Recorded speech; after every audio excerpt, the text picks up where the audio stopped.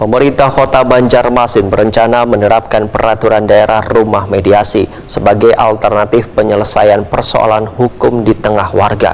Program rumah mediasi ini akan menjadi wadah gasan warga dalam menyelesaikan berbagai konflik sosial melalui jalur mediasi sebelum persoalan tersebut dibawa ke ranah hukum atau pengadilan.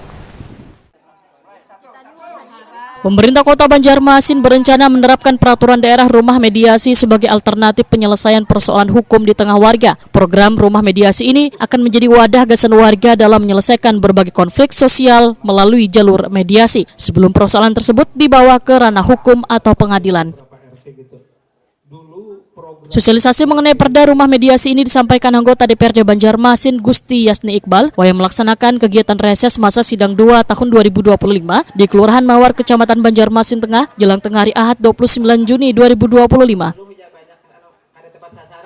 Anggota DPRD Banjarmasin Gusti Yasni Iqbal Wahitakoni Prima TV memadahkan kehadiran rumah mediasi akan sangat bermanfaat untuk meredam dan menyelesaikan berbagai masalah sosial secara damai dan kekeluargaan. Mulai dari konflik antar warga, sengketa keluarga, hingga persoalan kecil lainnya dapat diselesaikan tanpa harus melibatkan proses hukum nang panjang.